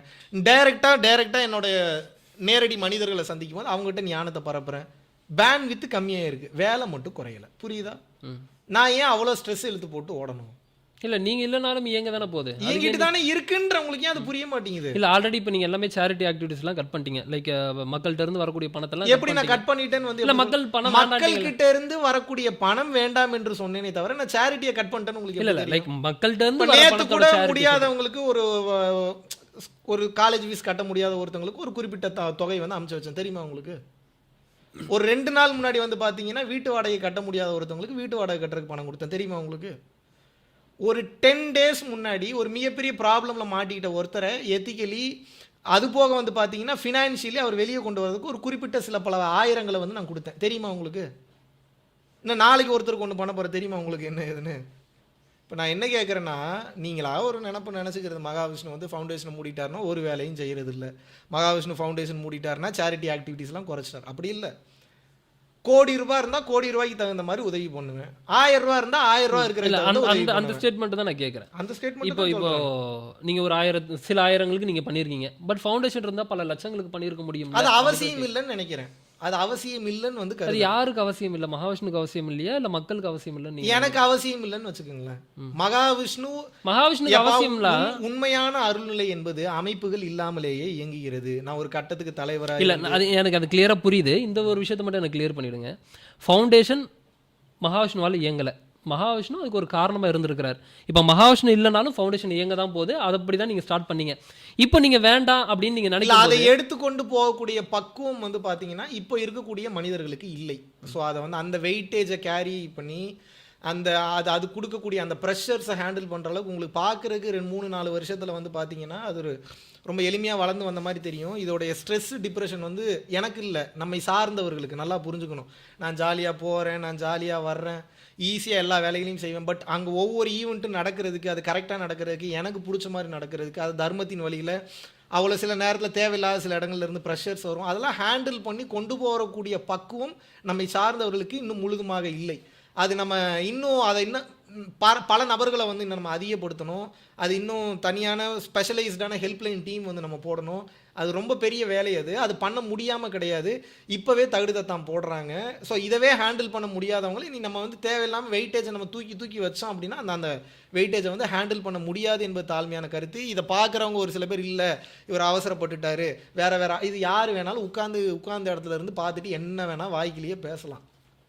நம்ம ஒரு கஷ்டத்தில் இருக்கும்போது ₹1 உதவி செய்யாதவர்கள், நம்ம ஒரு தேவையில் இருக்கும்போது அதை தவறாக புரிந்து கொண்டு பொய்யான செய்தியை பரப்புவர்கள் மத்தியில் எந்தவித உதவியும் செய்யாமல் ஊருக்குள்ளே உட்காந்துக்கிட்டு வீட்டுக்குள்ளே உட்காந்துட்டு யார் வேணாலும் என்ன வேணாலும் பேசலாம். ஆனால் இதில் என்ன வெயிட்டேஜ் இருக்குன்னு வந்து ட்ராவல் பண்ணுறவங்களுக்கு தான் வந்து தெரியும். இதில் இன்னொன்று என்ன அப்படின்னா, எனக்கு எங்கேயுமே ஸ்ட்ரெஸ் டிப்ரெஷன் சத்தியமாக வரல. அதனால தான் ஜாலியாக அவ்வளோ நாள் போயிட்டு. எங்கே வந்ததுன்னா, யாருக்காக இவ்வளோ தூரம் நம்ம உழைக்கிறோமோ அந்த மனிதர்களே நம்மளை புரிந்து கொள்ளவில்லையே. அது எப்படி புரிஞ்சுக்கலன்னு உங்களுக்கு நீங்கள் கேட்கலாம். புரிந்து கொள்ளவில்லை என்பதற்கு ஒரு சில அடையாளங்கள் இருக்குது, அவ்வளோ கூட அறிவில்லாமலாம் இல்லை. அது சில விஷயங்களில் வந்து ரிஃப்ளெக்ட் ஆகும். ஃபினான்ஷியலி ரிஃப்ளெக்ட் ஆகும், மாரலி ரிஃப்ளெக்ட் ஆகும், நீங்கள் ரிலேஷன்ஷிப் வைஸாக வந்து உங்களுக்கு வந்து ரிஃப்ளெக்ட் ஆகும். அந்த நம்பிக்கை மனிதர்கள்கிட்ட இல்லை என்ற புரிதல் வரும்போது இவங்களுக்காக தான் இவ்வளோ தூரம் பண்ணுறோம், அதனுடைய பலனே அங்கே இல்லை. அப்போ ஏன் அதை பண்ணணுன்ற ஒரு கேள்வி இருக்குல்ல. ரெண்டாவது இவ்வளவு தூரம் உயிரை கொடுத்து நாங்க எங்க உயிரவே தியாகம் பண்ற அளவுக்கு இருந்தாலும் அந்த உயிர் தியாகம் பண்ணதுக்கு வேல்யூ இல்லாமல் போயிருமோன்னு தோணுது. புரியுதா உங்களுக்கு நான் என்ன சொல்றது? இப்போ நான் என்னன்னா சுயநலம் சார்ந்திருக்கேன். ஆமா சுயநலம் சார்ந்துதான் இருக்கேன். என் ஆன்ம வளர்ச்சியை பார்ப்பதற்காக நான் இருக்கேன். இதுல என்ன தப்பு இருக்குன்னு கேட்குறேன். புரியுதா? ஓகே, அதுதான் திரும்ப நான் அந்த இடத்துல தான் வந்து நிற்கிறேன். நீங்கள் ஆல்ரெடி ஒன்று கிரியேட் பண்ணிட்டீங்க. இப்போ மகாவிஷ்ணு இதுக்குள்ளே சம்மந்தம் பண்ணுன்ற அவசியமே இல்லை. அப்போ பணம் வருது, அதோட சேரிட்டி ஆக்டிவிட்டிஸ் மட்டும் பண்ண போகிறாங்கன்னா இது அப்படி நடக்கிறது நடந்துகிட்டே இருக்கட்டுமே. ஏங்க ஒரு நியூஸ் போகுதுன்னா அது அவங்களோட குடும்பம் முதற்கொண்டு எல்லாரையுமே பாதிக்கும். புரியுதா உங்களுக்கு? ஒரு கொலை கேஸ் வந்திருக்குன்னு சம்மந்தமே எல்லாம் போடுறான், 2000 கோடி 3000 கோடி இருக்குது அப்படின்ற மாதிரி வந்து போடுறாங்க. இது எப்பேற்பட்ட மன உளைச்சல அவங்க சார்ந்தவங்களுக்கு கொடுக்குன்றது உங்களுக்கு புரிய மாட்டேங்குது. நம்ம ஜாலியாக இருக்கோம், அத்தனை நாடு போகிறோம், இந்த நாடு வரோம். அழைக்கிறான் மாதம் நடத்தும் போதே உள்ள இத்தனை பேர் இருக்கும்போது நிறைய விஷயங்கள் எனக்கு எப்படி இப்போ நீங்கள் நினச்சி பாருங்க. நம்ம பாட்டுக்கு நான் வந்து ஆஃபீஸில் ஃபவுண்டேஷன் இருந்த நாட்களே ரொம்ப ரொம்ப கம்மி. நிர்வாகத்தில் இருக்கக்கூடிய நபர்கள் வேறு. அப்போ அவர்களால் ஒரு குறிப்பிட்ட லெவல் வெயிட்டேஜ் தானே தாங்க முடியும். எவ்வளோ வெயிட்டேஜ் அவர்களால் வந்து தாங்கிக் கொள்ள முடியும்? அப்போ என்னன்னா நம்ம வந்து பணம் மட்டும்தான் உங்கள் கண்ணுக்கு தெரியுதே தவிர ஒருத்தருடைய உடல் நலன் மன நலம் என்பது உங்களுக்கு வந்து தெரிவதில்லை. ஏமாத்தலாமே தவிர அவங்களாம் ஹாப்பியாக இருக்கிறாங்கன்ற மாதிரி அந்த ஸ்ட்ரெஸ் டிப்ரெஷன் அவர்களை ஆட்கொள்ள ஆரம்பித்து விடுகிறது. அப்போ ஒரு நல்ல ஒரு குருவாக, நல்ல ஒரு உபதேசியாக, நல்ல ஒரு நண்பனாக, நல்ல ஒரு ரிலேஷன்ஷிப்பில் இருக்கக்கூடிய ஒரு பர்சனாக அவங்க கூட நான் இருக்கும்போது நான் என்ன பண்ணணும்? அவங்கள அந்த பிரச்சனையிலேருந்து விடுவிக்கணும். விடுவிக்கிறது மட்டும் இல்லாமல் நான் என்ன பண்ணணும்? நான் ஆரம்பித்த பஞ்சாயத்தை நானே ஒரு முடிவு கொண்டு வரணும். அதனால ஒரு மிகச்சிறந்த ஒரு வழிகாட்டியாக எனது கடமை, ஒரு மிகச்சிறந்த குருவாக எனது கடமை என்னன்னா, இப்போ அவங்களுக்கு அவங்களோட எதிர்காலத்துக்கு ஒரு வருமானம் ஏற்படுத்தி கொடுக்கணும்.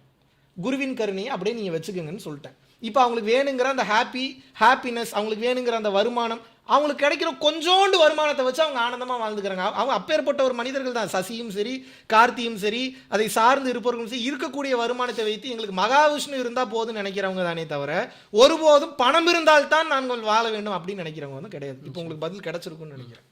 ஓகே, இல்லை மறுபடியும் அங்கேயே தான் வந்து கரெக்டு தான். ஏன் காதில் வந்த பல கேள்விகள் இருக்கும் இல்லையா, என்கிட்ட கேட்ட பல கேள்விகள் இருக்கும் இல்லையா, மகாவிஷ்ணு ஏன் திடீர்னு க்ளோஸ் பண்ணார், அதை சார்ந்து தான் நான் நிறைய விஷயங்களை கேட்குறேன். அந்த வகையில் ரேஞ்ச் ரோவர் காரில் போகிறார். நிறைய நம்மளோட வீடியோஸ் நம்ம பார்த்தா கூட, நம்ம பேசின லைவாக இருக்கட்டும், இல்லை நம்ம போட்ட அந்த விலாகாக இருக்கட்டும், எல்லாத்துக்கு கீழேயுமே வந்து நல்லா ரேஞ்ச் ரோவரில் போகிறாரு, கார் நல்லா சூப்பரான கார் வச்சுருக்கிறாரு, நல்லா ட்ரெஸ் பண்ணிக்கிறாரு. இது எல்லாமே வந்து அவர் சம்பாரித்த பணமா இல்லை நாங்கள் கொடுத்த ஒரு பணமான்ற ஒரு கேள்வி வருது இல்லையா, அதை எப்படி நீங்கள் பார்க்குறீங்க? வைத்தறிச்சல் இருக்கிறவன் 1000 பேர் 1000 விஷயமா வந்து கேட்பான். மகாவிஷ்ணுவுக்கு நான் ஆல்ரெடி பல டைம் சொல்லிட்டேன். Mahavishnu is earning the income separately. ஒரு வருடத்திற்கு 2 கோடி ரூபாய்க்கு மேலே டர்ன் ஓவர் பண்ணுறேன், பல லட்சம் ரூபாய் இன்கம் ஏர்ன் பண்ணுறேன்னா மறுபடியும் சொல்கிறேன், நான் ரேஞ்ச் ரோவரில் போவேன், பென்ஸில் போவேன், ரோல்ஸ் ராய்ஸில் கூட போவேன். உனக்கு என்னடா பிரச்சனைன்னு கேட்பேன். கேட்கலாம்ல? நான் தனி வகையாக ஒரு இன்கம் வந்து ஏர்ன் பண்ணுறேன். அது வந்து என்னோட கரண்ட் அக்கௌண்ட்டில் வருது. ட்ரஸ்ட் அக்கௌண்ட்ன்றது டொனேஷனாக வந்து வருது. இப்போ என்னுடைய கேள்வி என்னன்னா, நான் சொந்தமாக சம்பாதித்த இந்த பணத்தை வைத்து நான் எதுல வேணாலும் போவேன். உனக்கு ஏன் வலி? இல்லை, அவங்க சொந்தமான பணம்னு அவங்க ஃபீல் பண்ணாங்கன்னா அந்த கேள்வி கேட்க மாட்டாங்க. நீ 1000 ஃபீல் பண்ணிட்டு போயதுக்குள்ள நான் ஏன் உட்காந்து பதில் சொல்லி? ஏன்னா அவங்க ஒரு பப்ளிக்கா இருக்கும்போது நான் ஏன் பதில் சொல்லணும்னு கேட்கறேன். இல்லை, ஏன்னா நம்ம பப்ளிக்கா இருக்கும்போது அந்த பப்ளிக், அதனால தான் ஃபவுண்டேஷனே க்ளோஸ் பண்ணிட்டேன். புரியுதா? இப்படி நான் சரியா தான் நடந்துகிட்டு இருக்கேன். என்னுடைய பாயிண்ட் ஆஃப் வியூல மிகச் சிறப்பாக வந்து இப்போ ஒரு விஷயத்தை நான் முடிச்சுக்கிறேன். நீ ஆரம்பிச்சதை தான் முடிக்கிறேன். என் பாதையில நான் சரியா போயிட்டு இருக்கேன். எனக்கு கோவம் வரும். எப்போ நான் சரியாக போயிட்டு இருக்கும்போதே எனக்கு கேள்வி கேட்டால் கோவம் வரும். இப்போ நான் வந்து கார் ஓட்டுறேன், நீங்கள் பக்கத்தில் வந்து உட்காந்துருக்கீங்க, கார் சாவி புதுசாக வந்து என்கிட்ட கொடுக்குறீங்க, கார் ஓட்டி காட்டுங்கன்னு கொடுக்குறீங்க. நான் கார் ஓட்டுறேன், 2.5 கிலோமீட்டர் போகிறேன், உங்களுக்கு கார் ஓட்ட தெரியுமான்னு கேட்குறீங்க. ஓட்டுவாங்க, நல்லா தான் ஓட்டுவாங்கன்றேன். மறுபடியும் ஒரு 3.5 கிலோமீட்டர் போகிறேன், போனதுக்கப்புறம் கார் நல்லா ஓட்ட தெரியுமா உங்களுக்கு? ஓட்டுவாங்க அப்படிங்கிறேன்.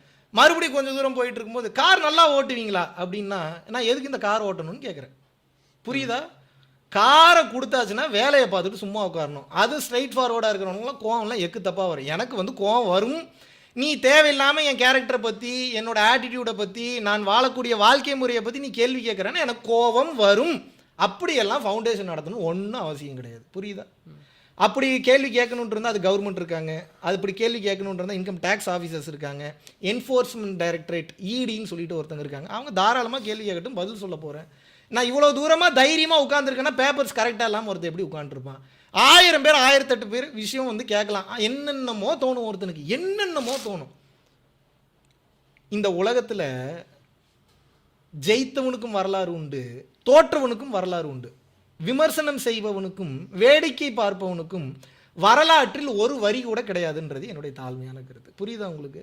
கார் ஓட்டுற அதே கதை தான். காரை ஓட்டணும்னு கையில் கொடுத்தாச்சுன்னா பேசாமல் உட்காந்து வரணும். கார் ஓட்ட தெரியுமா, கார் ஓட்ட தெரியுமா, கார் ஓட்ட தெரியுமா. அது பாரு, நான் ஃபவுண்டேஷன் ஆரம்பிச்சு 4.5 வருஷம் முடிஞ்சுச்சு. கிட்டத்தட்ட இப்போ 5வது வருஷம் நம்ம தொடங்க போகும்போது இன்னும் நீங்கள் கேட்டுட்டு இருக்கீங்க டொனேஷன் என்ன பண்ணீங்க, டொனேஷன் என்ன பண்ணீங்க, டொனேஷன் என்ன பண்ணீங்க. டொனேஷன் நான் என்ன பண்ணுறேன்றதை கேட்குறதுக்கு தனி டீமே இருக்குப்பா கவர்மெண்ட்டில். உனக்கு என்னடா அவ்வளோ அக்கறை? ரெண்டாவது, இது ஒரு பிரைவேட் ஃபவுண்டேஷன். நீ இப்படி கேட்குறதுக்கு உனக்கு ரைட்ஸே கிடையாது. பிரைவேட் ஃபவுண்டேஷன் நீ எங்கே என்ன பப்ளிக் லிமிட்டட்? அது எப்படி நீ வந்து நான் ஷேர் மார்க்கெட் நடத்திட்டு இருக்கிறேன்னா, நான் ஈக்விட்டிஸை வந்து மெயின்டைன் பண்ணிட்டு இருக்கேன்னா, ஒரு பிரைவேட் என்ஜிஓவில் உனக்கு முதல்ல கேட்கறதுக்கு ரைட்ஸே கிடையாது. அதை கேள்வி கேட்கறதுக்கு ரைட்ஸ் இருக்கக்கூடிய பீப்புள் இருக்காங்கன்னா தாராளமாக இருந்து கொண்டு போட்டுமே. அதை அந்த கவர்மெண்ட்டுக்கு நான் பதில் சொல்லிக்கிறேன். உனக்கு என்னடா எவ்வளோ பிரச்சனை நான் கேட்குறேன். சரிதானே?